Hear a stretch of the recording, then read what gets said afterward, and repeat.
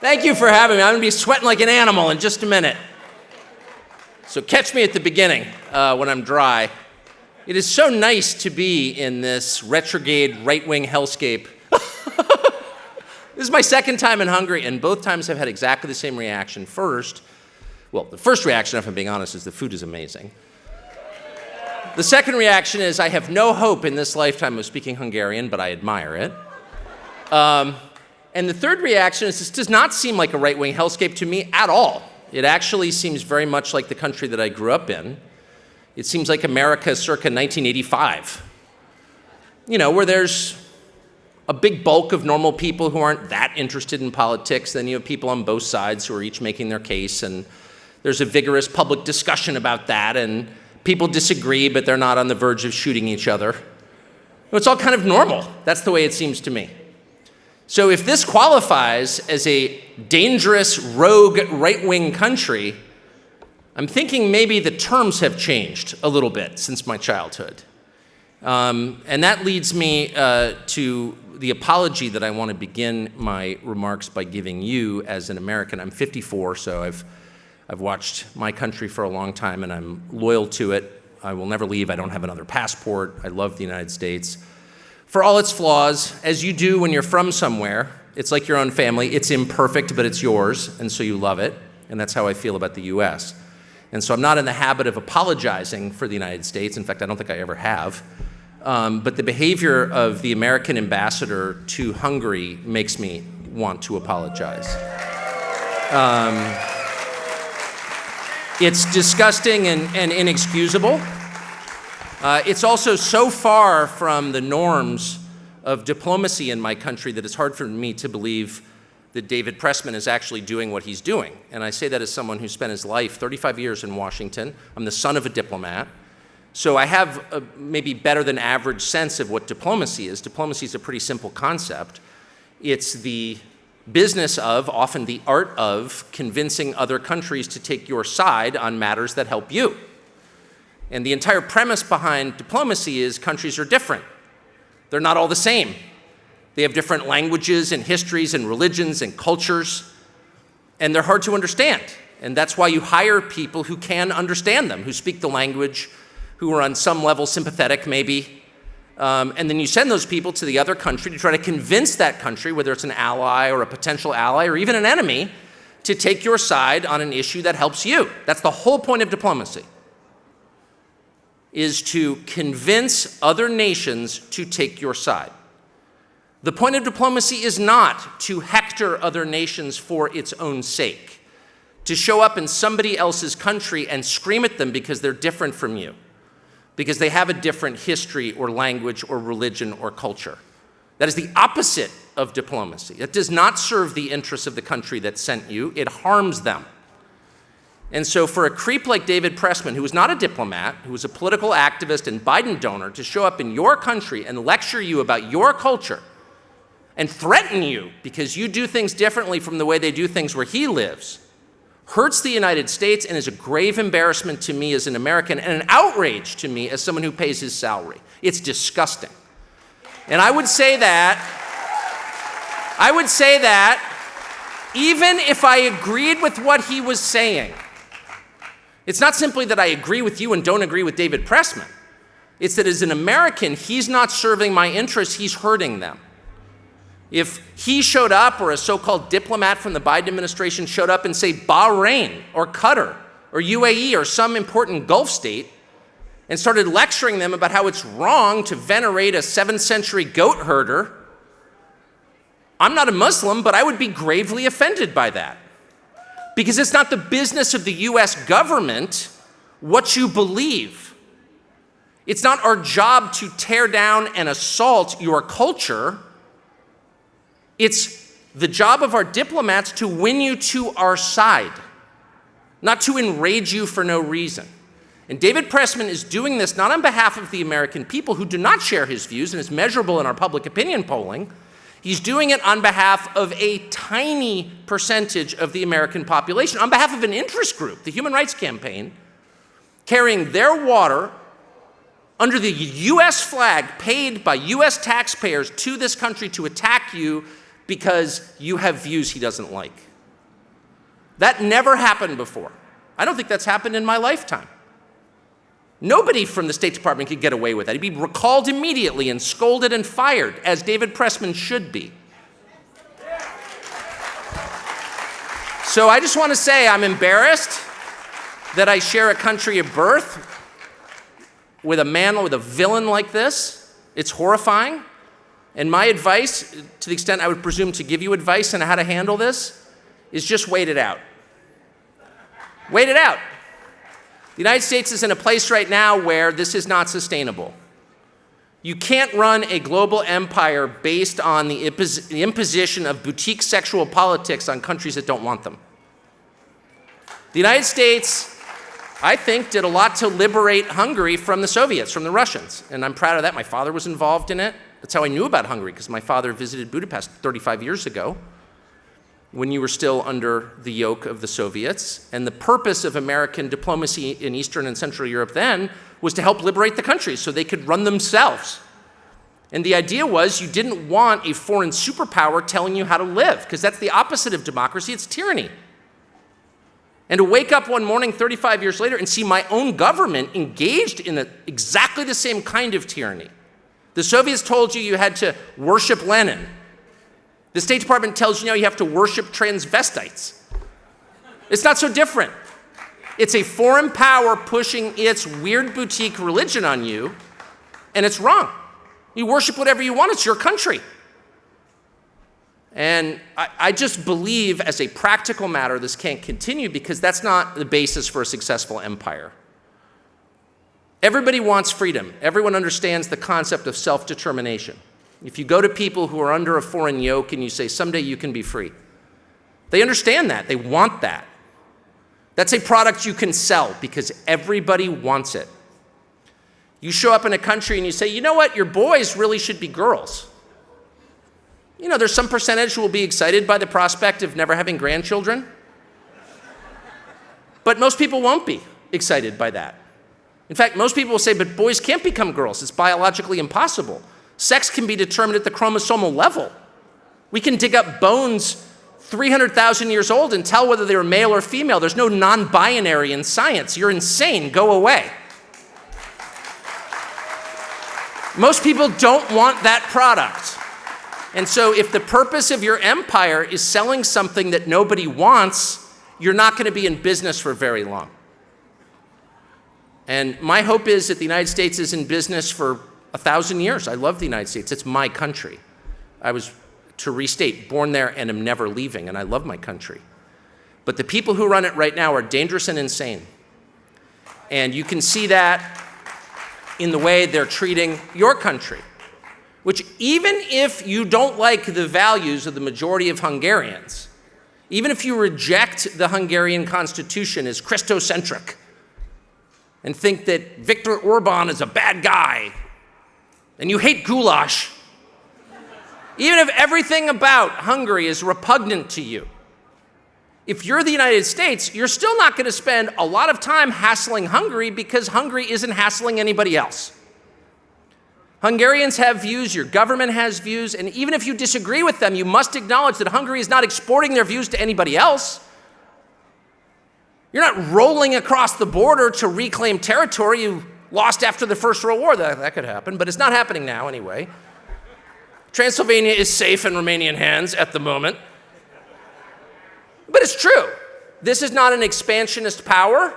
This is not a power that's crushing weaker nations with sanctions. This is not a power that's exporting something ugly to the rest of the world. This is a country concerned with its own safety and prosperity. That's, in the words you used to hear a lot in the United States, a country that is minding its own business.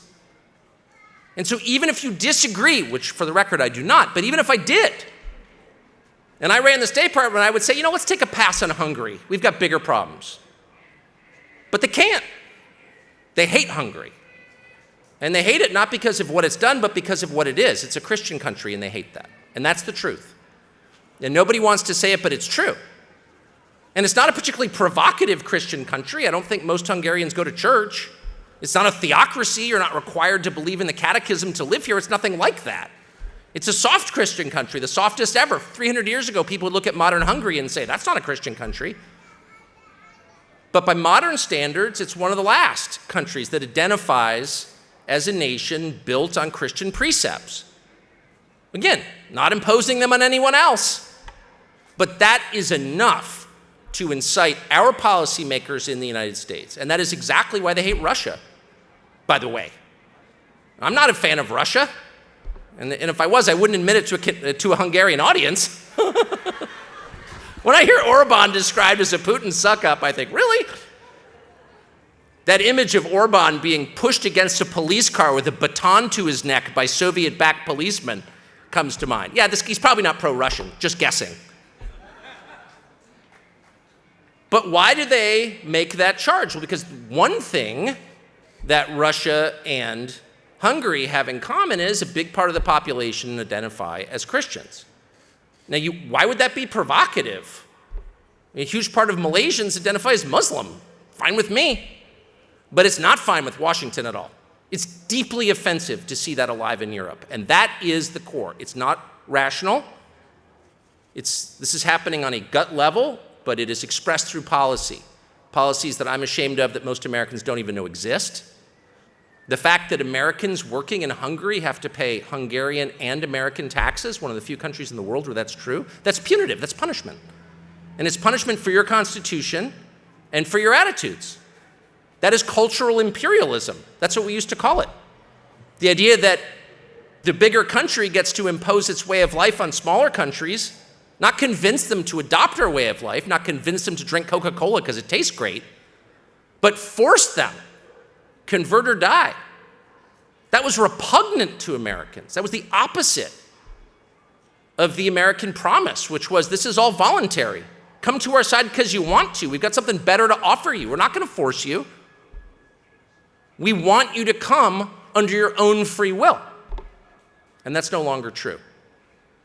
And what's sad, in my opinion, is that while the United States still has, I think, a lot to offer to the world, and I would never leave because it's, and no offense meant by this, and I hope none will be taken, it is the prettiest country in the world. It is, let's be honest. Even the crummy, sorry, it is. It's beautiful, and it has wonderful people, and I know many of you have relatives there. A lot of you are Americans, and you know exactly what I'm talking about. It's been taken over by lunatics. But the core of the country has not changed.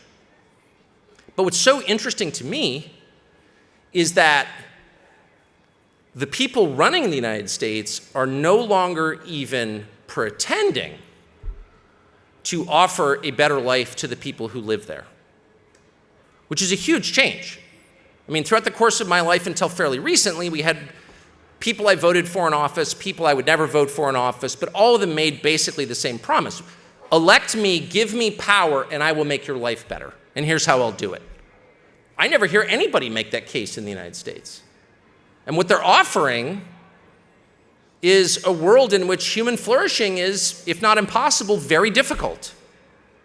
The ruling party is the party of the childless, the unmarried, the people who are working for low wages for large corporations and living in tiny apartments in overcrowded cities that are rife with crime. That's not a cliche, that's true. It's not a talking point. It's true. Who votes for the people who run the United States right now? People who are, again, working for big nonprofits or big banks, living in crowded conditions, very often alone, in big soulless cities, having their food delivered by immigrants, and spending their time glued to a screen. What does that sound like to you? It sounds like prison, actually. It sounds like prison. When people violate our laws in the United States, how do we punish them? Well, we execute a few, not very many. But mostly, our harshest punishment is locking them in a small cell where they can't see the sky, where their food is delivered through the bars, often by immigrants, from the commissary, which is the Uber Eats of prison, where they have to sit cut off from nature and in solitude for years. Well, that's the life of your average Democratic voter. Solitude, isolation, cut off from nature. Who are the people who oppose this? And some of them are Republicans. You're not going to hear me say word one in support of the Republicans, by the way, who have collaborated in the most dishonorable possible way with the Biden administration. So instead of saying Republican, I will describe them as anyone who's not with the program, which is the majority of people in my country. Where do they live? And more important, how do they live? Well, they're poorer generally on paper, but are their lives worse? If you live in a place where you can see the sky, where you can make your own food and maybe even know where it comes from, if you can go outside and say identify 3 species of trees or hear birds or experience silence, the rarest commodity in the modern world, silence, where you can hear voices that aren't being broadcast from NBC News or Google, maybe higher voices, those are the people who are not with the program. People who have a daily experience of others and who have a daily experience of nature. And those people are much more likely to acknowledge a power beyond themselves and beyond their government. And there's a reason for that, because they can see it. When you're isolated in a cell, living, as the urban planners of the United States now refer to it as, in density, which is somehow supposed to be good for the climate or the world. No, it's death, it's enslavement is what it is. When you're living crowded as you would on an industrial farm as a cow or as a chicken in a pen, you are not liberated, you are enslaved, and you can't think clearly, and your reference points are gone, and you can't see the stars, and you can't see the trees, you cannot see God's creation. All around you, you see what? Drywall and screens made by other people, people who don't mean you well, and your ability to make clear judgments, to think clearly, to think rationally, goes away. And the next thing you know, you're still wearing a COVID mask 3 years later. Because how would you know not to? 4 years ago, I moved with my wife and some of our many children outside of a city where I had lived most of my life, Washington, D.C., to a rural area. And the very first thing I noticed when we left the city was every time you would stop and do something, whether it was, go to the store to get something to drink, go buy food, go to the post office, the very first thing that would happen is someone would talk to you. Do you know what talking is like to a person? It's different from texting. People speak and you look at their faces when they talk. And I hadn't had this experience quite as often as I did when I moved to a rural area, and they would talk and they would say things that weren't necessarily relevant to my daily schedule, like, how are you? How are your dogs? Stuff like that. And my first instinct was, man, I gotta go. I've got texts to do. I have a lot of emails to return. I don't have time to talk to this person. And I'd feel jittery, like you're getting in the way of my schedule by making human contact with me. And then I realized after a year or so, that is the whole point of life. It's not to return texts. It's to have relationships with other people. That is the whole point of life. That's where all joy comes from. It doesn't come from money. It comes from being in relationship with other people and with God, for that matter. And one leads to the other. And I had, as close to the earth as I tried to live while living in a city, I completely lost track of this. And so I guess I would just end on this. If you're trying to assess whether a political philosophy is a good philosophy or a bad philosophy, the test is really simple. Look at what it produces. If a politician, if a leader is telling you, vote for me, support me, send me money, I'm on your side, you can know whether that person is worth supporting by the world he has created, both around him and within his own home. Is that person happily married? Does his wife respect him? Do his children listen to him? How many dogs does he have? Is the town or city or country that he runs getting prettier? Is it cleaner? Is it less crowded? Is there more or less graffiti? Are there more people living on the streets? What percentage of people are on drugs? How many people died of drug overdoses on the sidewalk last month? These are measurable. And so by the fruits, you will know whether this is a good thing or a bad thing. And you will also know by the degree to which the person lies to you. Now, all politicians lie. It's a feature of politics. So it's a matter of degrees. Is he lying to you in small ways? Is he bragging? I had 1 million people at my event. No, there were 300,000. No, it was 1 million. Okay, that's a lie. But is it a lie that threatens your existence? Probably not. It's the ones who tell you the 180-degree opposite of the truth who you need to be careful of. And they're the ones who will enslave you. That is true. If they're telling you it's nighttime when the sun is shining, if they're telling you up is down, black is white, they are the ones to avoid. They are dark forces. And even in a country as great as mine, with as many choices as any country in the world has ever had, there are 150 different brands of cat litter in the United States. We have choices. But even in a country like ours, where the promise is there's a flavor for you, there is no diversity whatsoever. There is no choice in the information that you receive, in our media landscape. Everybody is saying the same thing all the time. And now you have to ask yourself, why is that? And of course, the answer is very simple, because they're lying to you. And anyone who doesn't lie is punished and pushed off the stage. Now, I've been in the media business my entire life, 32 years, since August of 1991. And I've known this, and this realization has grown over the years, but it's in traveling outside of my country that it becomes real to me, and most recently this week in Hungary. And I'll just give you one example, and that's the war in Ukraine.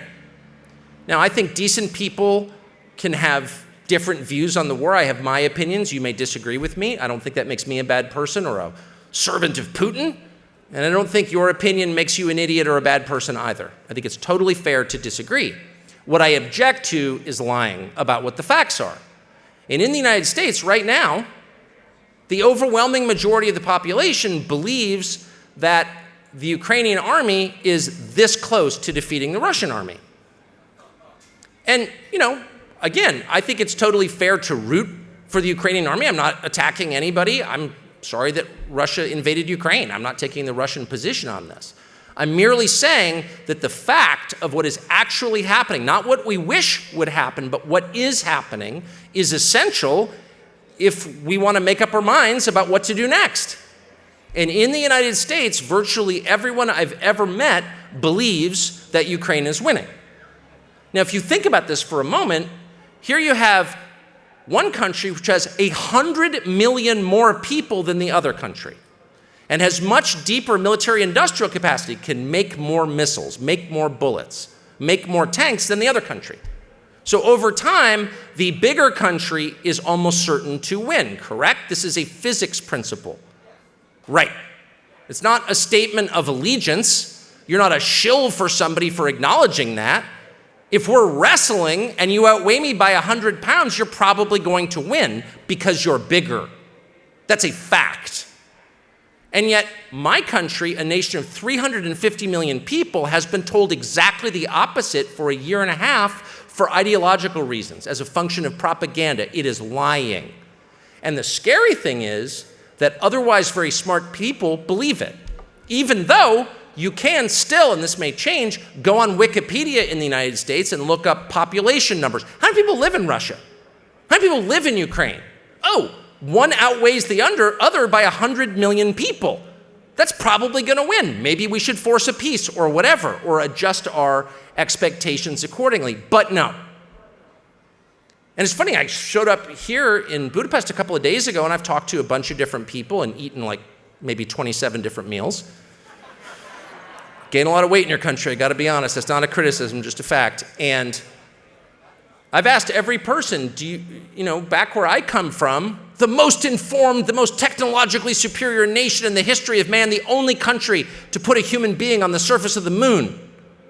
In that country, everybody believes that Ukraine is one F-16 away from beating Russia on the field of battle. And every single Hungarian, most of them are anti-Russian, by the way. I haven't met anyone in Hungary who likes the Russians, just being honest. They don't like the Russians. But everyone has looked at me like I'm insane. What? No. And it's embarrassing. It's embarrassing to be from a place that has been lied to at scale and believe the lies so thoroughly. But the truth is, that's kind of the state of man. I'm always interested when I come to Europe in the Ottoman occupation.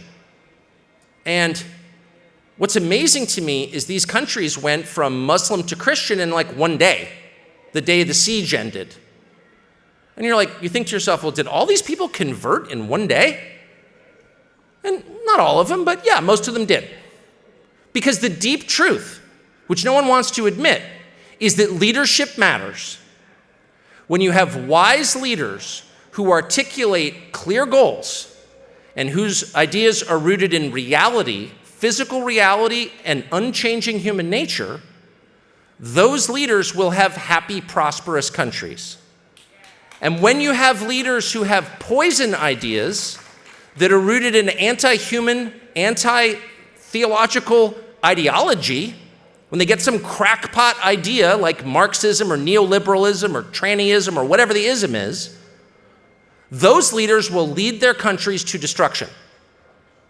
So as much as me as a native Californian wants to believe that everybody's opinion is equal and we're all the sum total of our choices, that's not true. We are all hostage to history. We are living in a world that we did not create, but that our leaders created for us. That is true. And by and large, we will follow them wherever they go. And so your leadership matters. It's essential. Your heart may not change when leadership changes, but the world around you will. And so do all that you can to preserve good leadership. That would be my parting piece of advice. Thank you for enduring me. Ladies and gentlemen, good evening. The wonderful Tucker Carlson. Give a big applause to him, please.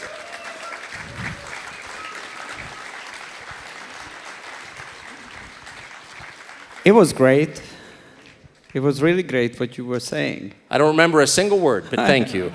This is how the job is done. You should be a politician, right? I think I'd be assassinated immediately, but thank you. You were talking about leadership, right? Yeah, it really matters. It matters. Without it, the people die. It's true. I don't know if you realize, but I became very famous in Hungary because actually I was your last foreign guest at the Fox News, and they fired you after the interview with me. They did. The Hungarian was just one guest too far.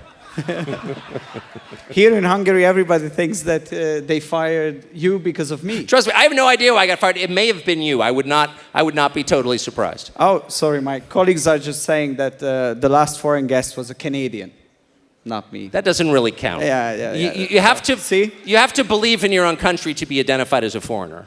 See. So now you sit here as a free man. Yes. If I may say. How is to be free? How is your life doing? I've loved it. I mean, thankfully, the people I worked with on my show were also fired with me. I don't know, they were quite... Congratulations to them as well. My executive producer, Justin Wells, we've been together for many years and we're very close, and he got fired 2 minutes after I got fired, and I called him and I just said, I'm so glad you were fired. So my world hasn't changed that much, actually, and I've been married, I've been with the same woman for 39 years, and I have a very large and very close family, and the people I work with haven't changed, and my dogs are, we have a lot of dogs, and they're still there, so my life hasn't changed that much. And by the way, I should say, for whatever it's worth, no one really cares, but Fox was really nice to me for the 14 years I worked there. They never said, you can't say this, you can't say that. They let me say whatever I wanted, and I knew on some level, probably someday I'll go too far and have like a Hungarian on, and they'll fire me, and they did, but they were always nice to me. I can't kind of complain about Fox, I'm just being honest. And what are your plans for the future? I think that this is what, in this uncertain situation, gives you a purpose of life, right?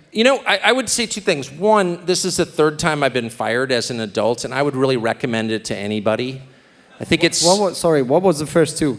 I worked at other cable news networks and was also unceremoniously fired and always on the front page of the New York Times with cackling glee.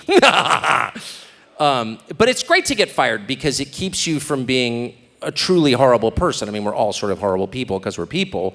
But getting fired, the problem with men when they're successful is they start to think they're Jesus. It just happens, and you get this hubris, like I can do anything, I'm so important.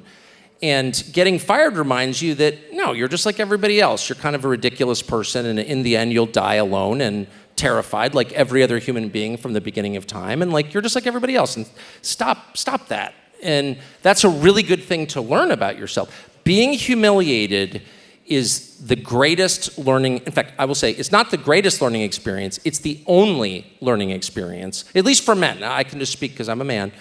And men need to be humiliated fairly regularly to keep their souls pure. Otherwise, they become absolutely unbearable. And anyone who's married to one can tell you that that's true. So I'm really glad that and I think my wife was really grateful that I got fired also. But I would say the second thing I learned, and that's why I'm here today, is that the United States is very geographically isolated, as I noted a minute ago. One of the most isolated countries in the world, and that's been the secret to our success, I would say. We're not getting invaded by Canada, and we would win, for the record, if we were. But American news consumers are not interested in the rest of the world, or that was the idea in all the years I've been in the news business. I'm very interested in the rest of the world because it's interesting, and because I grew up in a family that was interested in the rest of it because of my dad's job. So we did a bunch of stories on places like Hungary and El Salvador and Finland and Brazil, and we went around the world and did these stories, and people turned out to be interested in them. It was a little bit surprising. It would not be surprising here because you're in the middle of Central Europe with 7 neighbors, so everybody in Hungary is thinking about other countries all the time. But in the US, that was a big thing. Like, really, they're interested in Hungary? Very interested in Hungary. So that was such a happy surprise to me, and I plan to there's so much I want to see in the world because the world is resetting completely. The post-war order is collapsing. NATO is going to collapse, obviously. You can't have the driver of NATO, which is the United States, sabotage Germany's main source of cheap energy in Nord Stream. The Biden administration blew up Nord Stream. And the Germans are so self-hating, they won't say anything about it. They sort of put their head down like, no, I don't want to talk about that. Okay. But I do want to talk about it because it's important. First of all, it was the biggest act of industrial sabotage in history. Second, it was the largest man-made CO2 emission in history, which if you're a global warming cultist is like the devil himself come to earth, and the Biden administration did that. But third and most important, it was an attack on Germany, which is the most powerful country in Europe. Western Europe is America's last main ally, and we just attacked our most important ally. NATO cannot stand long term. At some point, the Germans are going to wake up and be like, wait a second, we had chemical plants 2 years ago, now we don't. You just wrecked our economy. I don't think it can continue after that. I really don't. Maybe I'm wrong, but I don't see how it does. I can remember the day after I was in your show, I spent some days in Washington, and the day after, there was the 50th anniversary conference of the very famous Heritage Foundation, probably one of the most influential think tanks in the United States and in the entire world, actually. And it was a big gala. You gave a wonderful speech there, and more than 1,000 people showed up. And my face, my character, everything. I'm just a Hungarian, foreigner. Just a Hungarian. Foreigner in Washington, D.C. So it's, but more than, I would say more than 50 people recognized me and told me on that night that, I saw you in Tucker yesterday and you did a great job, but I saw you, I was watching and it was a very strange observation for me because this was the point when I realized that even the political leadership or elite, I think mainly on the Republican side, but probably in a hidden way the Democrats are also following you, but you're following what you are saying. I mean, which is, I think in the 21st century media environment, when you have opinions coming around, and it's very easy to get an opinion, very easy to create a narrative that there is one single person and there's one single show who is a trendsetter not only for the ordinary people, but also for a political elite and political leadership. This is quite something. Does it give you a responsibility, or do you recognize that? I mean, I don't have a lot of self-awareness. I wear the same clothes every day. I have the same haircut I had in high school, so I'm not very aware of myself. I'm faintly aware that I'm faintly ridiculous, but that's all I know. So I'm not aware of that. But I will say two things. One, we did that show at a moment when there was a power vacuum in the parties, and certainly a lack of ideas in the parties. Like the Republican Party just ran out of gas. Democratic Party ran out of gas. They had no new ideas. They were like, and that's what the trans thing is on some level. You know, they just like took the civil rights movement of the 50s and early 60s, removed African American, put in trans, and it's the same thing. It's like there's no new idea at all. It's just the same template. And the Republican Party stopped with Reagan, peace through strength. Reagan was a great president, famously, but like the world is very different from what it was 40 years ago, but they can't update the files in their head.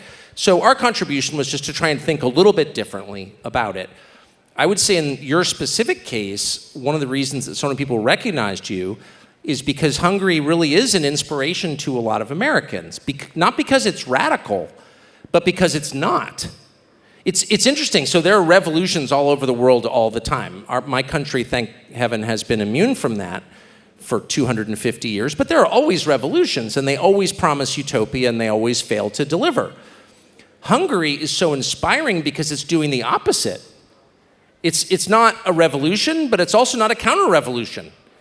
This is my read on it. This is a country that knows who it is, understands its own culture, and has decided to preserve it.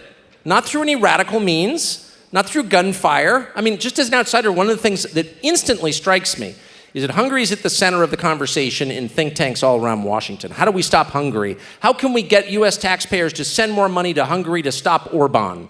Because that's democracy. When a superpower subverts a democratic election in another country, that's democracy. Anyway, but they're very obsessed with Hungary because it's such a huge threat. But I come here and I notice, first thing, how moderate your politics are. Like, no one seems on the verge of killing anybody else. Even the people who hate Orbán don't seem like they want to kill him. They just don't like him, or they want somebody else, but they don't. It doesn't seem superheated and crazy. It doesn't seem revolutionary. It seems just the opposite of revolutionary, actually. And there's something wonderful about that. There's something wonderfully moderate about that. What Hungary is saying to the West, we want to be part of the West. Hungary is part of NATO. It's not doing anything crazy or revolutionary. It's just like, hey, maybe don't push your garbage on us so aggressively. We've got our own thing going on here. We're pretty happy with it. Maybe you just leave us alone a little bit. I just find that thrilling to watch. Thrilling because it's rational. It's incremental. I hate revolutions because they never improve anyone's life. And Hungary, again, is a model for how you can preserve your dignity. You can have a pro-human society without killing anybody, without screaming, and without blowing up what you already have. It's awesome. I think this audience never heard anything like this before, that the Hungarian politics is very relaxed. So you should come to the United States or go on Twitter for a day. Yeah, whoa. True. So Matthias Corvin's Collegium is educational institution. This is the main reason why I wanted to have a discussion with you, not just touching the very important political issues, but talk for younger generation. We have many young people in the audience, and many of our students, and I want to ask you about your experiences on education. So it's like, what was the best thing you learned from your school? What is the best advice you can give to young people now, all over the world, here in Hungary and in your country, United States? I mean, the American education system, which is very famous and still mildly prestigious, is so different from the European system, and particularly from the Hungarian system, that I'm not sure there are any lessons to draw directly. From my experience was the most important thing I ever did, other than get married, was read books. not tweets, not electronic, but paper books in traditional form and read them every day. And that, to me, is education, is reading. But books.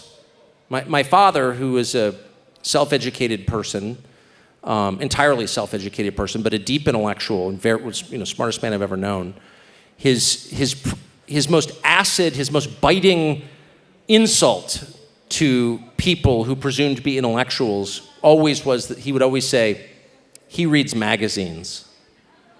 In other words, he has a shallow understanding of whatever it is he's expounding on. And there's something about forcing yourself to read a book all the way through to sustain an argument or a series of connected ideas for 300 pages that's entirely different from consuming information online or in shorter form. So I would just encourage, schools come and go, and their purpose changes over time. Most modern universities were once effectively seminaries. Now they're anti-God. So colleges change, but reading books themselves do not change. If you read good books consistently through life, you will become educated in a true sense and wise, which is the point. It's not, accumulating information is not the point. Your iPhone can do that. Becoming wise, able to discern between good and bad, truth and falsehood, that's the goal. And, we have this overwhelming, this is a nice thought, yeah. But, getting knowledge is one part, and being well informed is the other part. So we have this overwhelming noise online. What would you recommend for young people, how they can become and remain well informed in this online news? Okay, following Tucker Carlson, but what are the other platforms? No. I would ways of. Look, start with the knowledge that you're being lied to at scale. Not just one person, but a collection of people, a network of people acting in concert, knowingly or not, with one another in order to tell you things that are not true. And not just not true, the opposite of the truth. And that there are reasons this is happening, but it is happening. That's the thing to know. So, I personally, I hate to say this because it's very dark and cynical, but it's also true. I assess people's honesty by how the so-called mainstream, which is not mainstream in any sense, but the predominant voices regard them. So if somebody in power says, well, you're not allowed to think that, my first question is, well, why? Probably because it's true, actually. Probably because it's true. Very few people are punished for lying. I can't remember the last time I saw a public figure in the United States punished for lying. They're caught all the time. No one is ever punished. Instead, people are punished for telling the truth. Maybe not the whole truth, maybe a variation of the truth, maybe just something that points toward the truth. But it's the truth that is illegal. And so I assess it in reverse. If the people I don't trust, if the Atlantic magazine is screaming that you must go to jail or be silenced, I want to know what you're saying. Because I bet it's a little closer to the truth than what the Atlantic magazine is telling me. In fact, I'd bet my house on it. And looking back, what advice would you give for your younger self? My younger self, don't be so arrogant. I would give that advice to my aging self. I would give that advice to every human being, and it's advice I've given my children many times. Don't be so quick to assume you're right. Don't be so quick to assume you know. Don't be so arrogant in the way you approach other people. Don't be so judgmental. Forgive us our trespasses as we forgive those who trespass against us. It's conditional. You're not forgiven until you forgive. And when you realize how stupid and silly you are, you're much more likely to forgive and you're much more likely to be open-minded. Don't assume you know. Just in your own life, if you've ever known someone or had a close relative, and everybody here knows this experience, who's gotten divorced. You have a close friend or a sibling who's getting divorced. And when it first happens, you think, well, one part of the marriage, the husband or the wife, was horrible. He was an alcoholic. He cheated on her. She was mean. You think you know what actually happened in that marriage. But the more you learn, the more you realize, actually, I don't really understand what was happening in that marriage. no matter how close you are to it. You can't even understand someone else's marriage. You're telling me you're going to understand someone else's country? I don't think so. So go into every decision, every situation with the knowledge that you are seeing it incompletely. You are not seeing all the facts. You do not understand everything that has happened when you weren't there. You don't really know. The best you can do is guess with good faith and an open mind and hope you got it right. That's the best you can do. And if you go into life with that attitude, you will arrive at a wiser conclusion than if you approach it like your average Atlantic Council person approaches it, or the NATO leadership who's like wrecking the Western world right now, or the Biden administration, or your ridiculous, absurd, grotesque American ambassador to Hungary goes into it with, oh, I know what's right for you. No, you don't, son. You don't know, actually. You don't know anything about me. You don't speak Hungarian. Leave. Right? So that hubris, that belief you know things you don't, that lie that you can control things you can't, the most basic of all human misperceptions, which is that I am God. No, you're not. That's how we get into trouble. That's how people die, every time. Thank you very much, ladies and gentlemen, Mr. Tucker Carlson. Thanks so much.